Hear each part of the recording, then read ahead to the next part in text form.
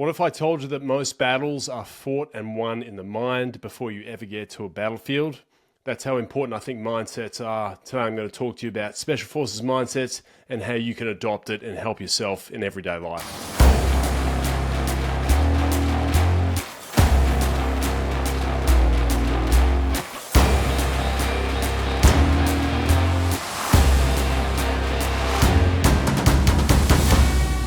So I'm Mark Wales. I led a number of special ops combat missions in theatres overseas. I was part of the SAS. I learned a lot about Special Forces mindsets when I was there, and I think they can help you in day-to-day life. They certainly helped me, so let me share some of that with you. I remember going into the selection course with this special ops team. The first thing they did is they lined us up, and these intimidating officers came out, and they basically gave us a set of instructions one by one. I remember one guy came over to me, and he said to me, okay, you're going to take that notebook, you're going to put it in that ash bag. And I said, yeah, no worries. And I was getting dressed, finished getting dressed. He turned around about 20 seconds later and looked at me and goes, I just told you to do that. You didn't listen to what I was saying. You're going to be punished for it. And I got like 50 push-ups. So that was my introduction to Special Forces mindsets, just how focused they are, just how dedicated they are to their mission. And I think it's such a great mindset to have. Let me share some tips with you about that, and hopefully you can use them for your own benefit. So when I think about adopting a Special Forces mindset, I think back to the way we used to handle operations when we were overseas. There was this constant bias to action. Bias to action is defined as the tendency to prioritize action over prolonged deliberation, analysis paralysis, or hesitation. It's about taking decisive steps towards a goal or solution, even in the face of uncertainty or incomplete information.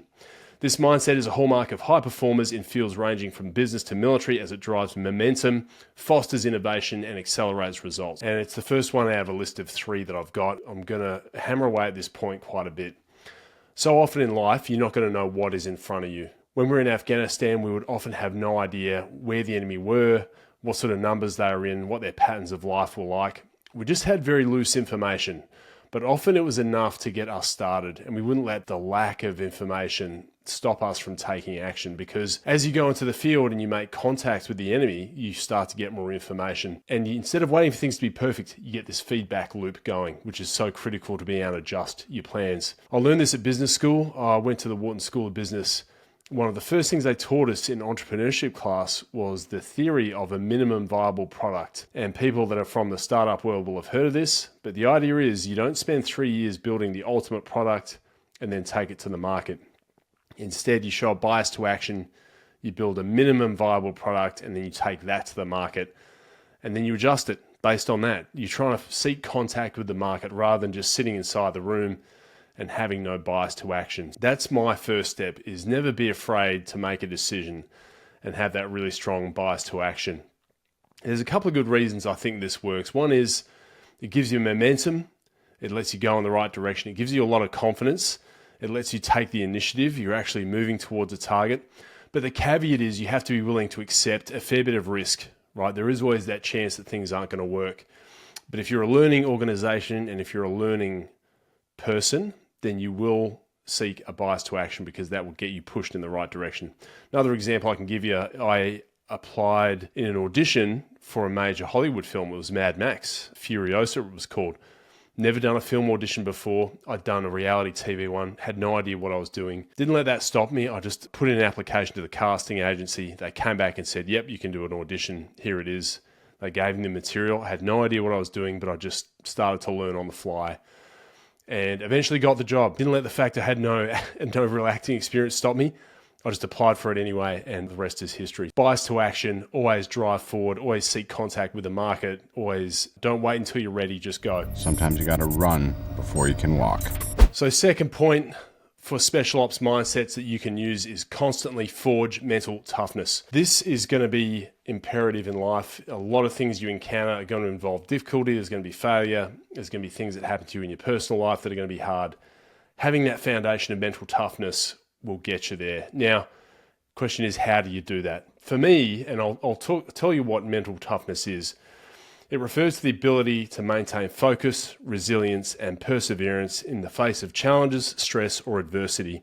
It is the capacity to stay composed under pressure, overcome obstacles, and remain committed to achieving goals despite setbacks or discomfort. Key points there are just staying on track no matter how much failure or discomfort there is.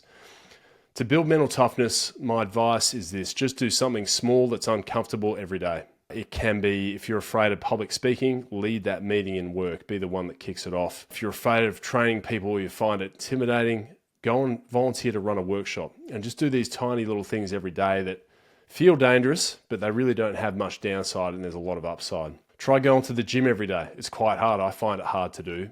But the more you do small things that are uncomfortable, the more you build your neural pathways for a reward system. So your brain will remember the feedback that you get, which is dopamine or whatever neurochemicals there are, after you achieve a task that's difficult. And over time, that muscle will grow. Your willpower, your mental strength, your fortitude will develop. You're not just born with resilience and mental toughness, you can develop it and grow it. So I encourage you to do that every day. Do something difficult, something uncomfortable. Doesn't matter what it is, physical training, exposure to difficult things at work, just keep working towards that and do it every single day. You won't develop it in 2 or 3 days, but over 5 years, 10 years, you will get it to a very good level. And another thing I want to add about forging mental toughness, you need to reframe the way you view failure. There's a great martial artist out there called Josh Saunders. He went from a rugby league player to brown belt in jiu-jitsu, which is a difficult martial art. He did it in about 4 years. Normally takes probably twice as long as that. He did it quickly, and he attributed some of his success to focusing on the process and enjoying that and not so much the outcome. So instead of going to contests and worrying about trying to get first every time, he just enjoyed the training, learning new skills, and he'd win where he could, but being good at the process is how he got a lot better. So reframe your failures as learning opportunities and have a process to capture them, and you'll go streets ahead. In the military, we had an after-action review process. We'd finish a job, we'd get off the helicopters, we'd go straight to the whiteboards. We'd talk about what had gone wrong, and we'd find solutions for how to fix it.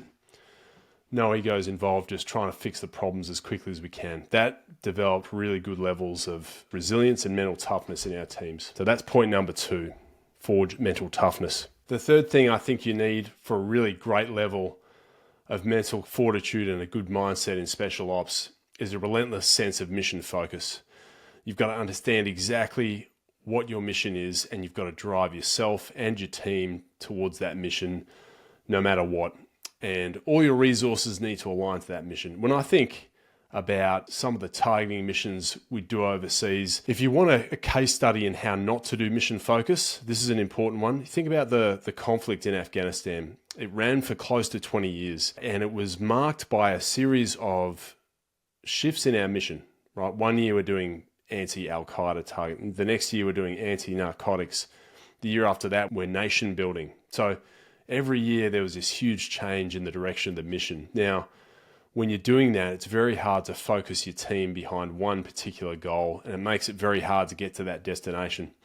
And we all know how that ended. A really great case study in strategy and mission focus. Too much in the way of pivoting, not enough focus, resulted in a failed mission. And if I can describe what mission focus is, it's this. Mission focus is the ability to concentrate on achieving a specific objective or goal with unwavering determination, prioritizing the mission above distractions, setbacks, or competing interests. It involves a clear understanding of the end goal, strategic alignment of actions, and consistent effort to achieve success. The one I want to add or elaborate on there is strategic alignment of actions. In any team, you've got limited resources, limited time, limited money. If you're trying to spread yourself too broadly across too many missions, it's much harder to achieve. Just stay focused, just stay on that mission, try and achieve that the best as you can. One good way to do this kind of day to day is hold a mission audit. Look at what you're doing with your life. Review if that mission's still relevant. And if it's not relevant anymore, change your course, right? Change the way you're doing things. It's okay. You're not giving up. You're just adjusting your approach to that mission. The other thing you can do is try and remember your why. Try and understand the original goal that you had for starting that job. I had that on selection. I knew it was going to be extremely difficult. I knew that course was going to be 3 weeks and I'd probably lose my mind a bit. And there's so much pain involved that it would be so easy to just get short-sighted and forget why you're there in the first place. I just kept my mind on that final destination of knowing there was something better waiting for me. on the other side. Another short story, when I was in Hawaii, I had a guy talk to me, and he was an open ocean sailor. They used to sail between the oceans, and they used to go from Hawaii all the way out to Samoa. And one of his mentors said that you've got to be able to envisage the lights of the Samoa harbor in your mind. If you can't envisage that end state, then you're not going to get there. Always visualize, always try and remember why you're doing something. It's a great way to get to the end. A final one I'll add with mission focus is there's a great book by Angela Duckworth. She's actually a McKinsey alum, and she's got a great book called Grit. And it talks about what grit is, and it's passion and perseverance to achieve goals over a long period of time. And that's worth a lot.